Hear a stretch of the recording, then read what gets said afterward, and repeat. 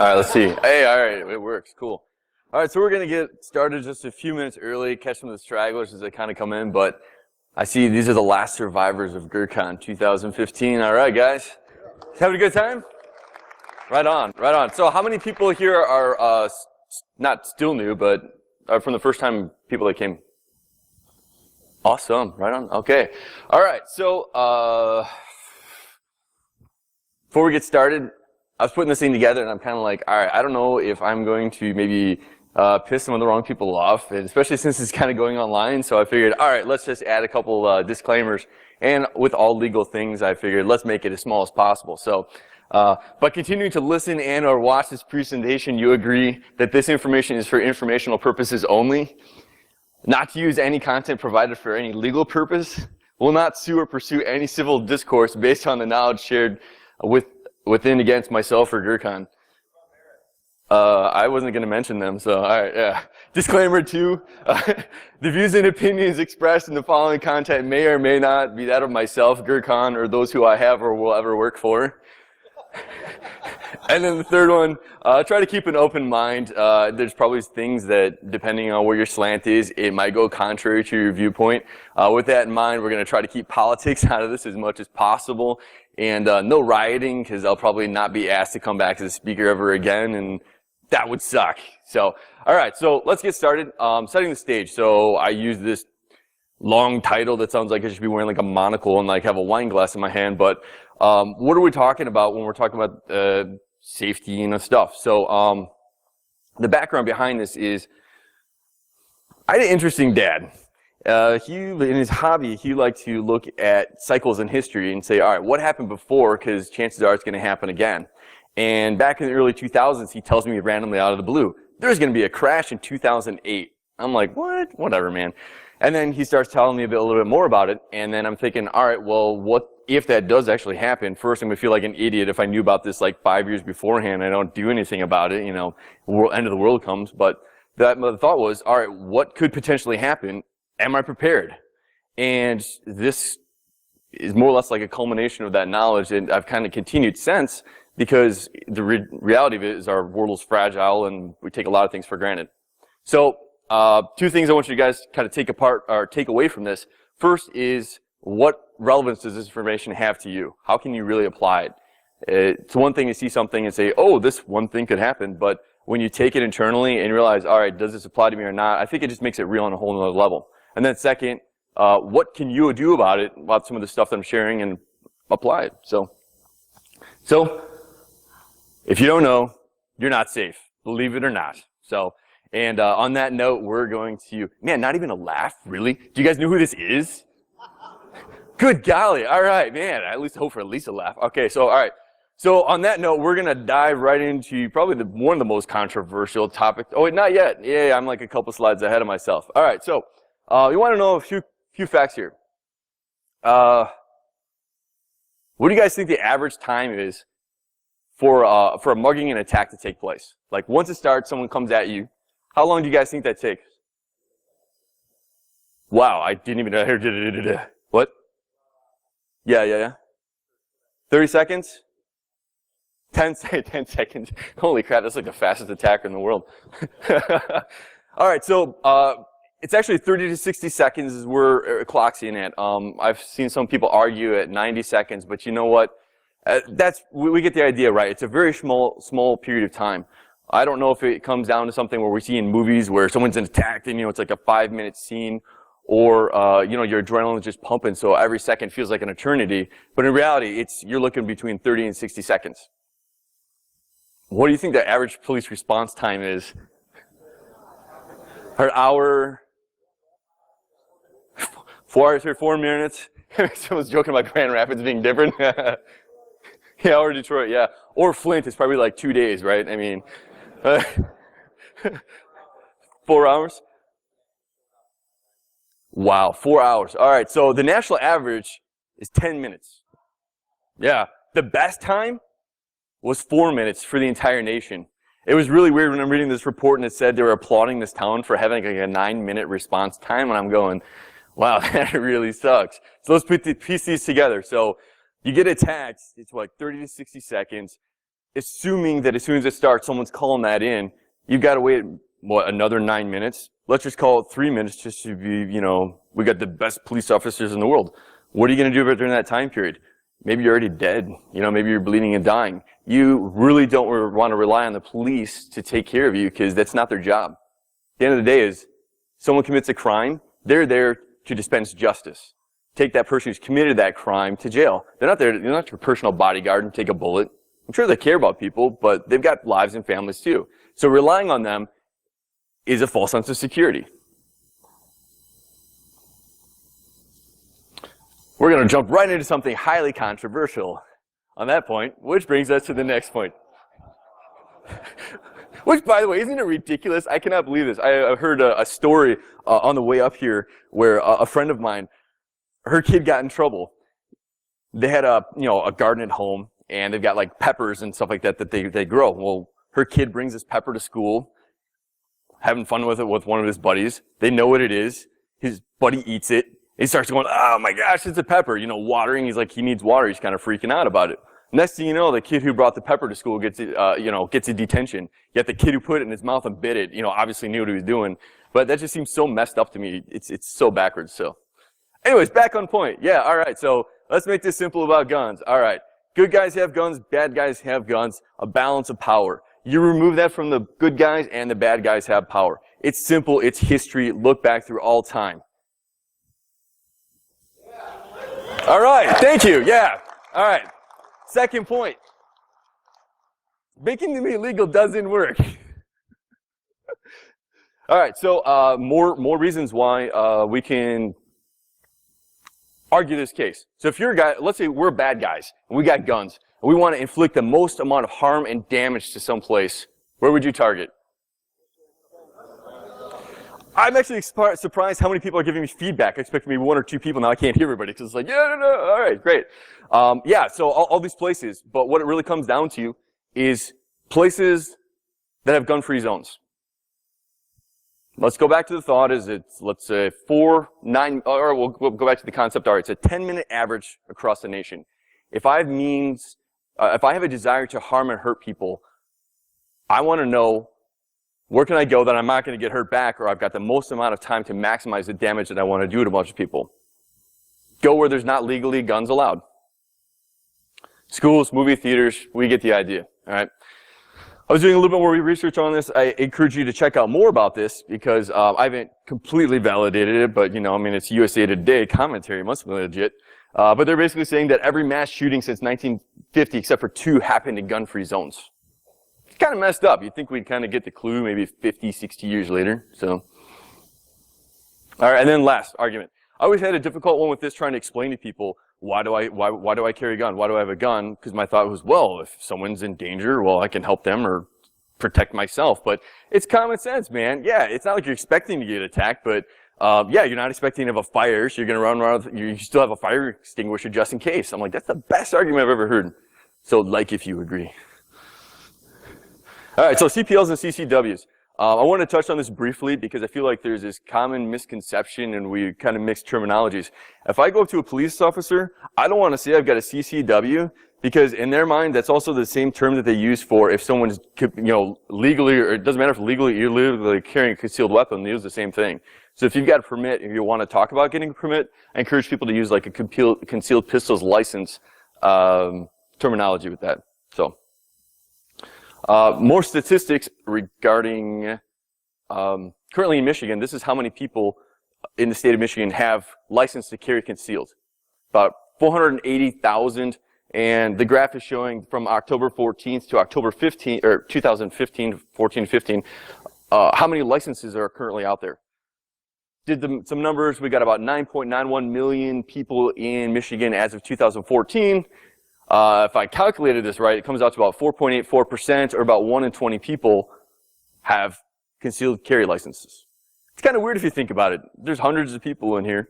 I think there's hundreds. Whatever. We got a bunch of people in here. But around you every day, you're passing people on the highway, in work, all this stuff, and you don't realize that 1 in 20 of those people, if not less or greater, variable, have licenses to carry. You're actually surrounded by guns and you don't even realize it. I was trying to figure out why there's this fear and this facade of, guns and I think what it comes down to is movies and entertainment have so amplified it and made it such like a hyped up thing. Someone's like diving through walls, all this kind of crazy stuff, and it causes like this adrenaline response in us. And I think that's what happens now when you see something in the real world, you kind of tie in and clue into that.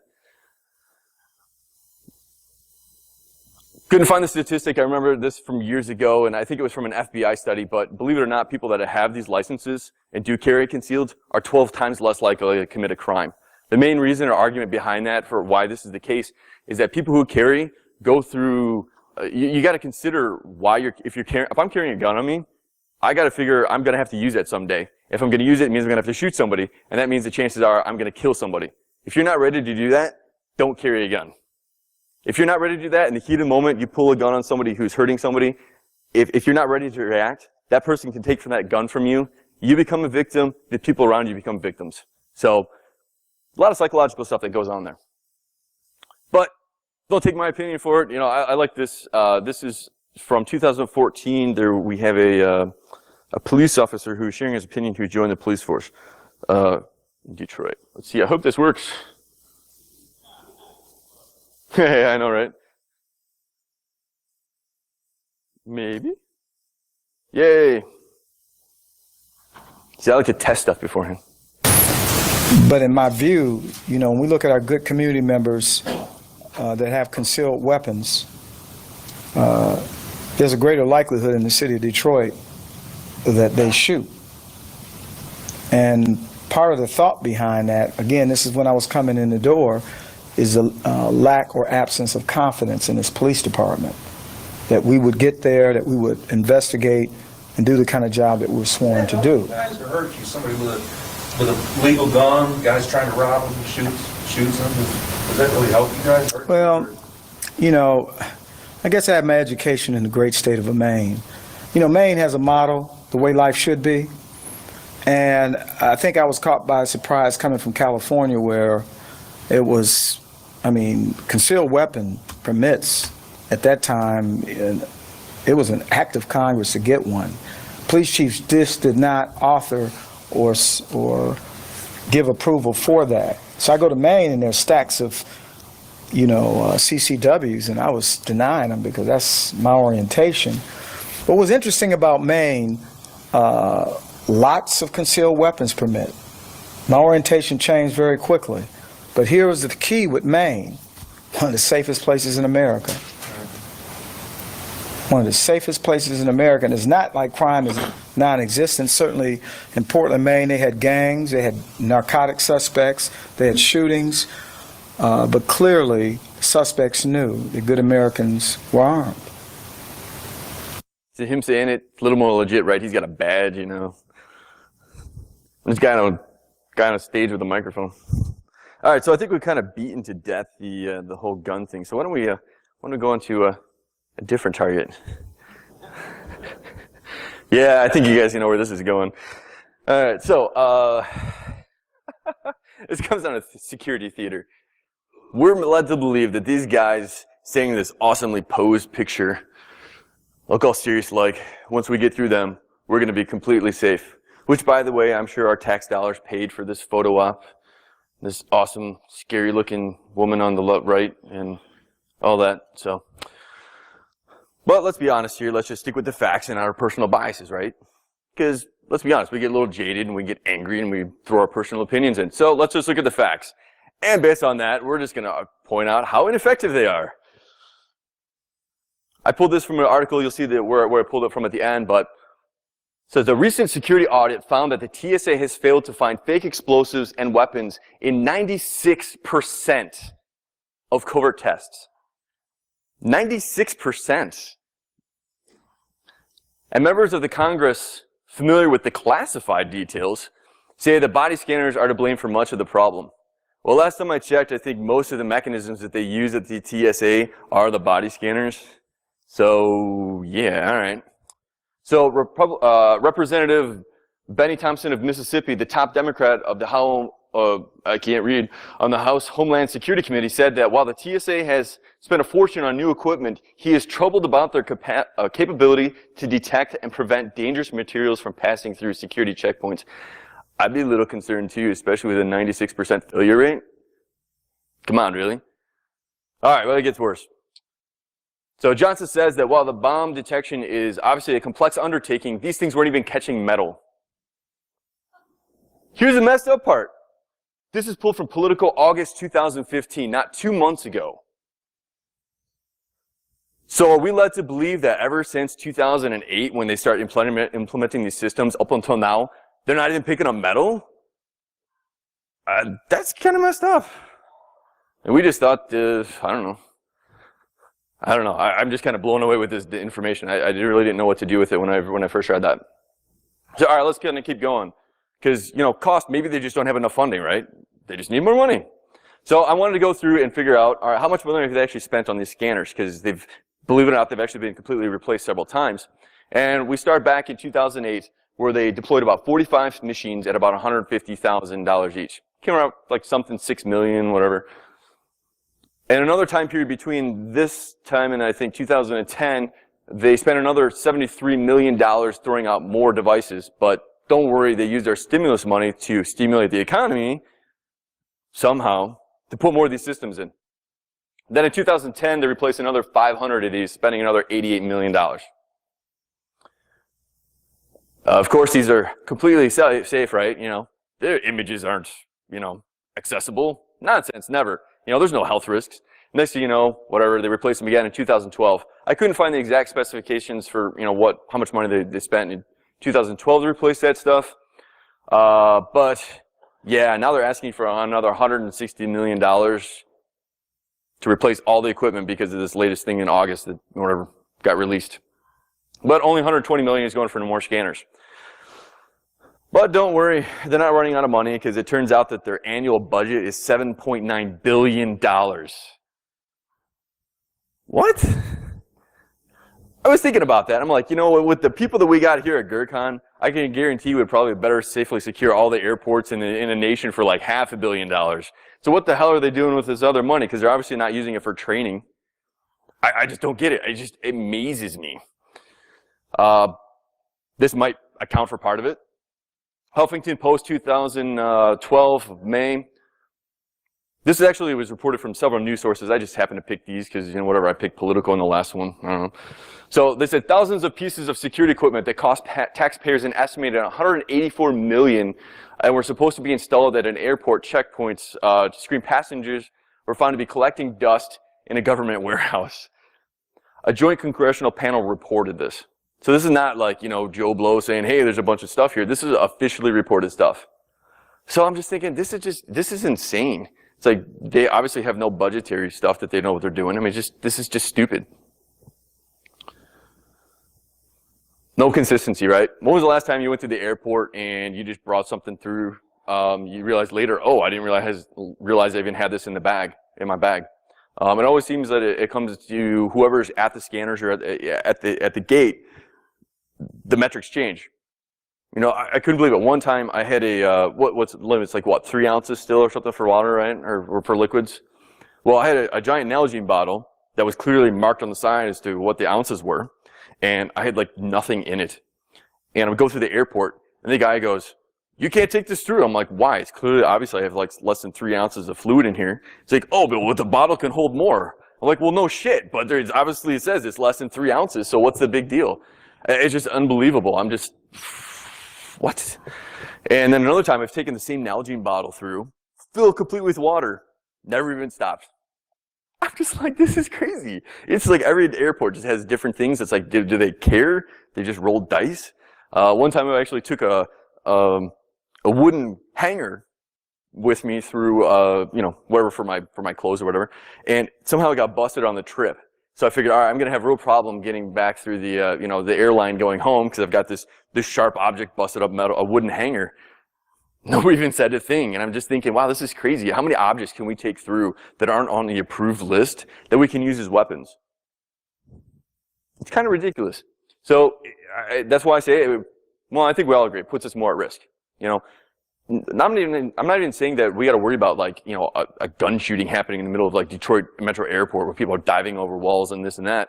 What happens if something happens, a plane accidentally runs into the building, or something happens where people are trapped? If I don't even have like a pocket knife on me, you know, how am I going to do first aid, medical type stuff for other people if I don't even have the bare necessities to take care of others? It's just a disaster waiting to happen. So I kind of go back to theory. Why do we even have this stuff, right? And I'd say kind of come up, I think base theory is this. You kind of get people the idea of used to using this stuff to feel like you're safe. Because obviously we've shown it's not effective, right? 96% failure rate. So I take this one step farther, and I kind of think the idea is not only to get people comfortable with it, but keep it in there long enough, and people will just assume it's acceptable and won't even want to change. Think about the kids these days. Everybody grows up with an iPad and all this stuff, and you can't even imagine life before technology. Same idea. Give it another 10 years. Our kids, well, I don't have kids, but your kids, are just going to assume that the TSA has always been there and it's an acceptable thing for me to, whatever, get strip searched or whatever in order for me to be safe. Then there's no more challenges. I'd say most of us probably put up with it because we need to get to conferences to go along with our daily lives. Which kind of takes me to this really cool quote that surfaced on a tweet during all the Greek stuff kind of going on, you know. And this person basically says, in Greece we have an expression, nothing is more permanent than the temporary. I felt like there's so much in those few words. Because if you don't say we got an end date of when this is going to stop, it just keeps going. You get mad about this stuff going on, but oh, it's just temporary. It's just for a little while. All right, fine. You get mad again. Come on, let's stop this stuff. It's just a temporary solution. There's no end. And that's really what we're stuck in. I see that constantly happening again and again. But there's at least some hope to avoid the scanners. You can opt out. And this is actually something I do all the time. I don't know how many people actually realize this, but I go to the TSA, start walking through the line, and I'm watching. Are they sending me to the metal detector that actually is probably going to catch metal if I had it, or the scanner device? And if I see they're going to send me through the scanner, I get up there and I'm like, all right, I'm going to opt out. Again, it depends on the airport if I got to wait, you know, a minute or two or whatever, but they'll call somebody over, send me through the side, just do the hand on the back thing, and I'm like, sweet, see you later. That's it. I guess it's my little way of, I don't know, protesting or whatever, but at least the fact that they got to touch me up and down, I'm sure doesn't make them too happy. So, whatever. Give it to the man. So, all right. So we're going to jump from there to civil services. And when I'm talking about civil services, we're going to focus on, we're talking about water, gas, electricity, sewage, waste services, and internet. So I'm talking about the core things that we have in our everyday life that we've always had and just assume they're always going to be there. You know, I think it's become a buzzword now. We're talking about SCADA systems and all that, but yeah, same thing. So it's obvious they're extremely vulnerable. But have you really considered the impacts in society if any of these things were going to kind of go bad? And I want to make a really quick note on this. In the event an electromagnetic pulse were to go off, whether from nuclear or whatever, in the United States, it would take about 50 years to rebuild the basic infrastructure. And I'm not talking about your refrigerators or, you know, your power to your house and, you know, central air. I'm talking about like the central substations that transmit power from one area to the other. The reason why is because if my hardware goes down or breaks, well, I need something to build it. But if that's busted, I need something to build the thing that just busted to build the build. You know, you get the idea. It's this chain reaction. And we wouldn't be able to manufacture these replacement parts for the substations. We'd have to have somebody build it overseas, have it shipped here, have it then sent to the place and then installed. And that life cycle or whatever, just for that would take about 50 years. Kind of crazy. So why would these things happen? Break it down to about three things. Attack. So imagine we're talking about these different things, and you guys might be coming after me, or I might be coming after you. We're two warring states. And let's say we're in a stalemate. Your forces are looking at me, I'm looking at you guys. Well, if I can go in and do any kind of disruptions, whether it's the electricity or maybe I just go in and do the sewage. I back up all the sewage so people's houses are now flooded with this filth and disgusting stuff. Let's say it gets into the water supply. Well, now you got to deal with pissed off citizens that are going, what the heck's going on? So now your focus is diverted. You got to watch your people and make sure they're happy. Well, you've also got the threat of me coming after you. Or if you don't even know that I'm coming, all your focus is now on these, on your citizens trying to make them happy, and I can come in and take you over even better. What if we chain that? What if I do something where your sewage backs up, but then I disable your electricity or gas so you no longer have the ability for people to boil their water to make it clean again? Now you're really in trouble. And internet, yeah, I guess all the kids would be like, oh, our internet's down. Nobody would know what to do, right?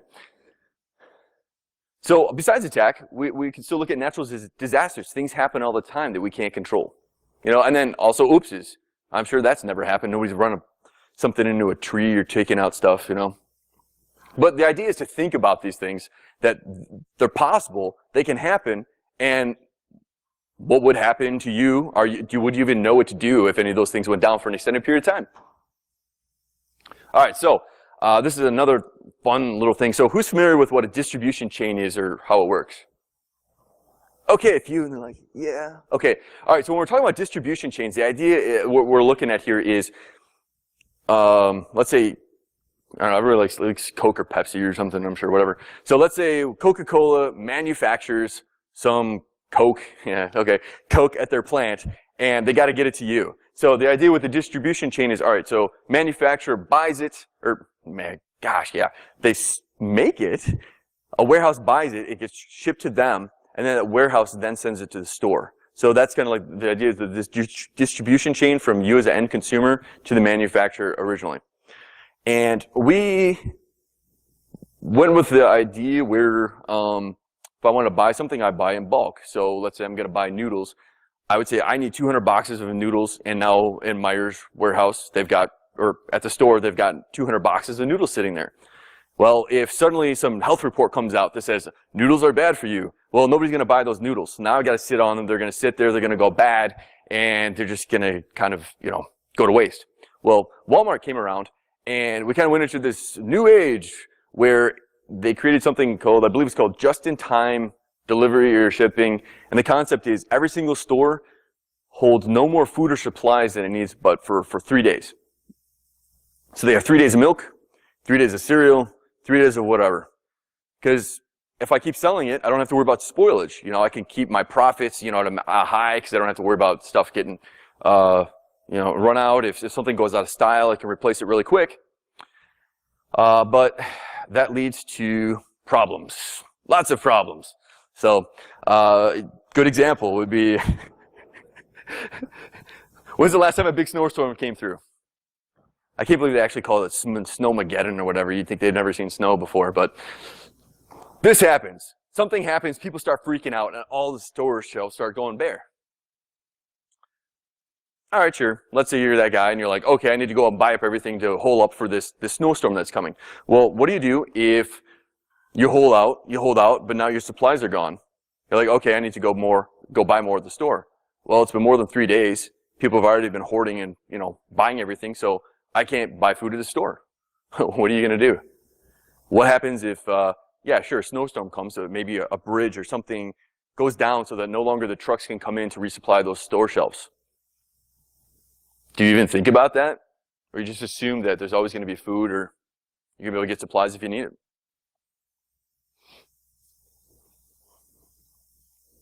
So why am I kind of going into all this? I'm saying, oh, this is bad, whatever. World's falling apart, but the end goal here is, what I really want you to look at is being prepared, thinking these things through, and having a game plan of how to react if these don't go your way. So, and this is part of the reason why I'm talking to you guys is, I say one of the first keys is empowering other people to take control of them, or take care of themselves. Biggest proponent for that would be, who do you think is a greater threat? The guy who's prepared or the guy that's unprepared? Unprepared? Yeah, exactly. If I've got food and you don't, and you're starving, you got nothing to lose.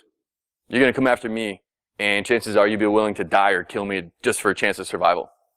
The guy who's prepared, chances are, even if I hated him before things went bad, now we're going to be BFFs. Because he's ready, I'm ready, and if there's a threat, chances are we can help each other out. Something you also want to consider too, general populace and how they're going to react around you wherever you live. It's going to be different.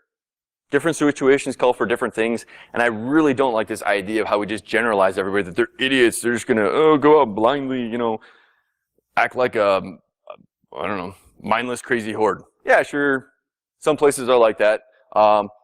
You run into this concept called the 10-80-10 rule, which I really like.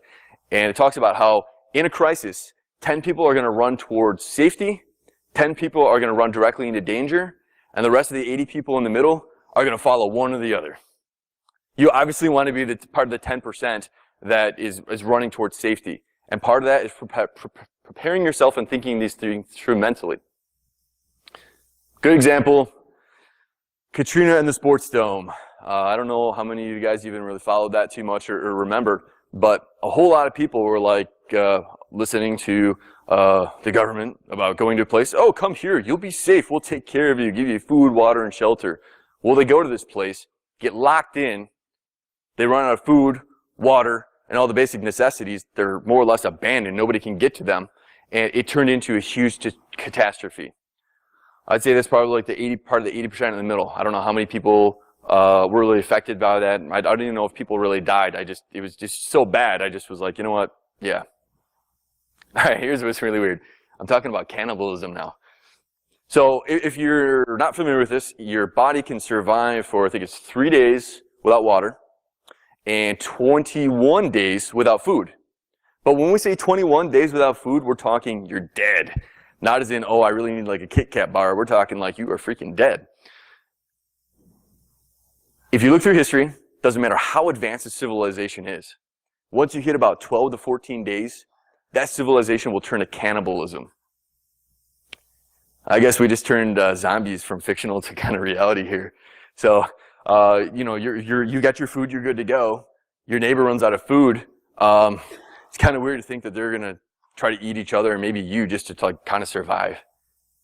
It's kind of a trippy thought, hey, but it's true. All right, so first thing we need to do is have a strategy, have a game plan here.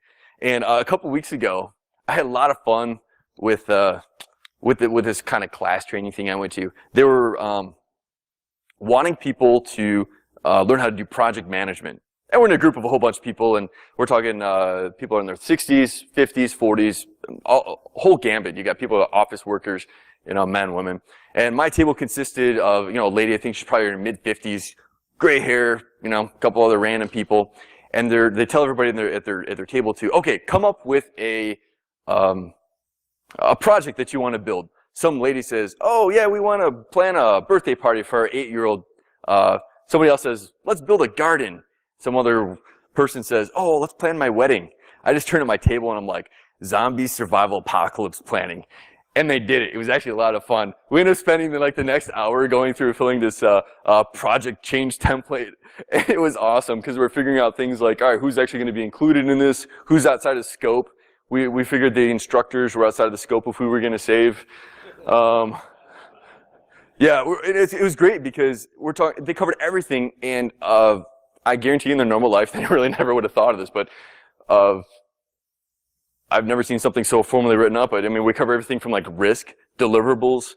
The scope of it was we figured, all right, we're not going to care about what happens after a year after the zombie apocalypse starts, but from the day it happens, we want to figure out how to survive from there up to 1 year. So it was a lot of fun. So how can you and I look at this and figure out, all right, what do we do? First thing is play a little what if. Until you start thinking these things out and what could possibly happen, you're not really going to know how to prepare for it. And end of the day is you can't prepare for everything. If you do try, you're going to look like those crazy prepper guys on TV, warehouse and bunkers full of stuff, and they can't even have a normal conversation. Maybe it's because they were trying to think this stuff through too much. So inside your strategy, the first thing you really want to figure out is where to go. And it's going to be different for every scenario. And chilling out in your basement hiding is not a good solution. Actually, I can't think of anything any situation that's really kind of a good idea. What's that? Tornado. Well, Damn it. Yes. Okay. Tornadoes. Hide in your basement. Unless there's sharks. I don't know if that would change things up, but. All right. So after you figure out where you're going to go, you want to figure out how you're going to get there. Is it foot, bike, skateboard? I mean, you really got to think these things through, because I guarantee saying, oh, it's bad, let's get in your car, everybody's thinking the exact same thing, you're going to be stuck in with them. Just thinking these things out makes all the difference in the world. One really cool, I don't know if I should give this away, because now everybody's probably going to start doing it, but, well, I guess they started doing it in The Walking Dead, so we can cover it, but these guys talked about how if you really need to get around or get from city to city, don't use the main highways, because they're going to be covered, with people that are freaking out just getting in their cars. It's going to be lots of obstacles, and you can't really see very far. But train tracks. If I need to get from city A to city B, perfect. You're with a couple people, one guy's up there, maybe, like 5 yards, second guy's back on the other side. You basically spread out, you've got good coverage. If you sense danger, everybody just kind of hides. But your path is really clear. You're not really going to be challenged too much. But I don't know, after, The Walking Dead, who knows, everybody might start doing that now. So, items you're going to need. And I actually placed that farther down on the list. But before we start figuring out what we want to buy, really, nobody's laughing at that? Would you like a bag for your stuff? No, I'll just hold everything in my pocket. Oh, come on, guys. Maybe I should have blown it up bigger. Okay. All right, so gear. I love these guys. And they're actually not morons. They're actually retired military guys. They'll actually go through and review gear. And everything from backpacks to, I'm thinking they even go to weapons and all that. But it's a great place to find out what actually works and what doesn't. Because nowadays you buy everything online. And it's nice to know that there's people going out there trying this stuff. Because I hate getting a backpack or something that, doesn't really work, doesn't fit. And they really break things down. Pack specifically, I love this company. I don't know if you pronounce it Kifaru, or something, but they make their packs 100% American made. Again, ex-military guys that have been in the field, they know what works, what doesn't. They make incredible stuff, and it's the most durable stuff I've ever run into. On the note of packs, difference between a bug-out bag and a go bag. You might have heard this in different terms as well. They call them get out of Dodge bags or go to hell bags. I mean, the gist, it's the same concept. I break it down to the difference being a bug-out bag is something that's big enough to hold enough supplies for you for 72 hours to get from where you're at to whatever rally point, or, if it's let's say you're at work, right? And, I don't know, something happens. You got to get home. Well, that bug-out bag should have enough supplies so that you can get home within 72 hours. If you can't get by car or whatever, it's just enough to get you by. Where your go bag is your long-term pack that's got everything to get to your long-term destination. What's kind of cool is if you do your setup right, you can actually attach your bug-out bag to your go bag. So if you really need to drop your stuff and run, you just drop it, grab your little bag, and go. Kind of using the example on the left of what a bug-out bag would look like, and then your right is your go bag. I picked most bug-out bags, which are on the left, tend to be a little bit smaller. But I like this one specifically because of the color. This color is foliage. And I like it because it looks like a pretty standard pack. Not only does it blend in well if you're out in the wild or in the woods, but if I've got to go into an urban environment, that looks like a standard pack that, somebody could be doing, some camping with it. If I'm in that city and I'm running out of supplies and I see some people that could be potential targets, if I see these two guys walking, maybe a little bit apart, but I got to choose between these two guys, which one do you think I'd rather go for? Because I think he's got more supplies, or he might actually have more expensive gear. Yeah, I'd go with the guy on the right too. I mean, he's got some kind of camo there. It looks like, oh, he must have some kind of cool tactical stuff. I should target him. Obviously, well, in this case, the pack's bigger, so he's obviously going to run slower. But the left just looks like a standard backpack, So after that, this is when I go into the cool list of all the things that you might want to start hoarding in the event of something happens. And again, I couldn't really find the original source because this is something that I ran into in the early 2000s. But I think this list was compiled based off of information from the Sarajevo War and some survivors, and they really went through what disappeared first, and actually even some priorities. And, you know, I actually do have all 100 on here, but I think we would start losing our minds if we started going through everything. But I want to have it up here so you can look at it, because when I started collecting stuff that I thought would be important to me, or would be valuable to a lot of people, it was very different than what I actually saw on this list. And I don't know if you can read this, but generators, not really a good idea. Yeah, sweet for power, but if you want to start broadcasting your attention, or people's attention that you're there, and attract zombies, you know, you don't want to use those. I expected batteries to be one of the top items on here, but it actually made about number 38 on this list. Actually, and even weapons. Weapons made it to number 7 on the list, and I expected that to be higher too. What surprised me is if you actually got like honey and syrup, sweet things at like number 8, or 9. Yes, all right, 9. Then you got things like what? Vegetable oil, survival guidebook is 17. Washboards and mop bucket ringer at level 20. Number 20. I don't know the last time somebody's done laundry manually, at least in the past couple of decades. At least I haven't. So you got more. Garbage bags, 29. All right, so I'm not going to go through all of these here. Duct tape, 53. That surprised me too. I expected it to be a little bit higher. Use duct tape for anything. More reading glasses. Yeah, okay.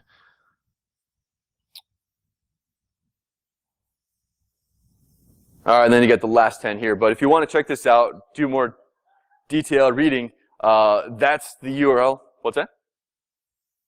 Oh, no. Okay, all right. Nobody's making a comment. All right, yeah, what surprised me too was Ghosts and Chickens were like number 100. Huh? Am I missing something? Oh, dude, those would be like number 2 for you, right? Number 1, all right. Oh, I'm sorry, Pink Nightmare. Yeah. All right. Okay, yeah, so if you want to check it out, there is actually even more commentary about some of these survivors and what they say, what's really important. Like, they point out the fact that no matter how, the longer war drags out, the less and less gold actually has luster and value to people, and they will trade anything for, you know, decent humanitarian items like toilet paper and, you know, cologne, just things to make you feel like a human again. So all right, so we talked about a lot of stuff regarding, you know, oh, I need this, but we've never really talked about kind of high-tech stuff. You know, I'm talking about basic survival stuff, but let's be honest, we're a bunch of nerds. We like tech. I think we'd lose our minds if we're stuck in a situation where we had to survive and we didn't have a single piece of computer hardware to play with. So just a couple things I wanted to touch with that, because in truth, there's no way to say, all right, yeah, you need this, you need that. All this stuff we're talking about is specialized for your situation where you want to go. So anybody that tells you, you know, buy this kit, it's got everything you need, don't believe it. You're just getting generic stuff. That doesn't mean it's what you need. So a couple things to consider. What kind of equipment do you really need it? You don't want to be carrying like a 20-pound laptop in your bag that's got like a 2-hour charge on it. That's gonna suck. I'd say just don't even worry about it. So consider the types of stuff you're taking with you. Maybe it's not gonna be portable. Maybe it's gonna be stationary. Think about this stuff. How are you gonna power it? If you say I'm gonna do solar, well, and you're on the move, now you gotta add solar panels to your pack. This stuff adds up. Believe it or not, this stuff gets really heavy really fast.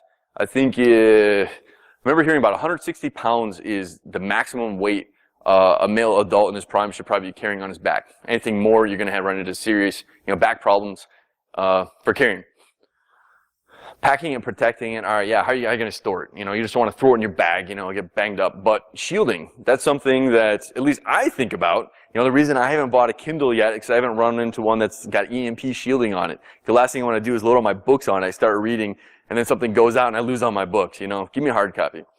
You don't have to spend thousands of dollars on EMP shielding, also known as kind of like Faraday cages. There's a concept known as poor man's Faraday shielding, where a good example would be, let's say for some reason you think your cell phone is going to be necessary or helpful after the end of the world. You put it in a Ziploc bag, then you wrap it with aluminum foil completely so there's no gaps. Then you put it in another Ziploc bag, aluminum foil again. And you do it one more time, so you've got about 3 layers of Ziploc bags and aluminum foil. And the theory is that it should deflect enough of a burst going off that it won't fry your electronic components inside of that. Downside to that is obviously you can't use it because it's inside all this stuff, and if you keep opening it, closing it, you know, it starts breaking down and wearing. So you can kind of, before things go bad, you keep it all sealed up and ready to go. After things go bad, all right, now you access it. Then we get into comms. And it's another thing that I don't think people think about. How many times has something happened where a disaster happens and you try to contact somebody else and you can't get through? All circuits are busy. Things are overloaded. I'm looking for 2 suggestions here on reliable comms that you think you could use to contact somebody or maybe the people, your loved ones, in the event of an emergency where you just need to, you know, get a hold of people. Ham radio. Carrier pigeon. I don't know, someone might eat it, you know. All right, so the second one, actually, yeah, ham wave. What's up? 5 minutes, dude, really? All right. All right, so ham radio.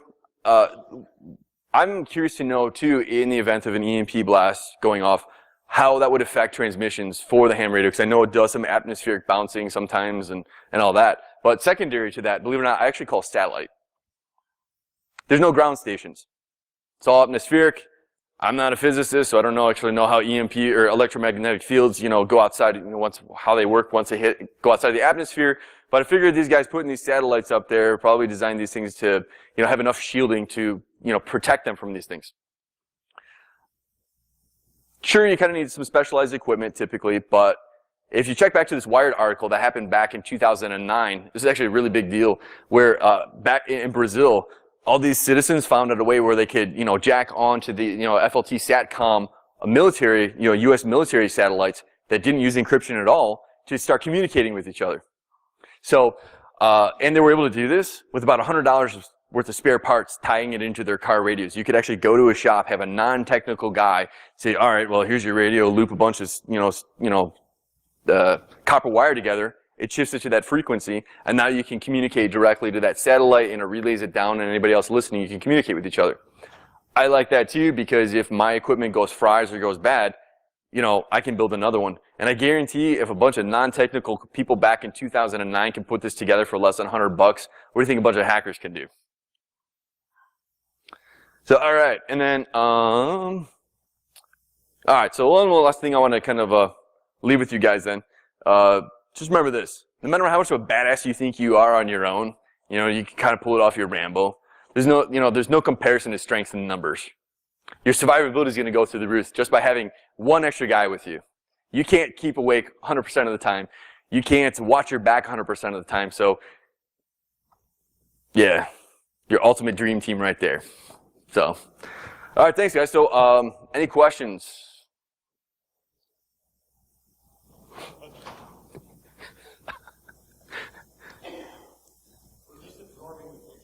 Yeah, I know. It's incredible. It's incredible. It's kind of like I threw that in there. And not only that, but I'm like, how do I follow up with that one? So, all right, guys, thank you so much.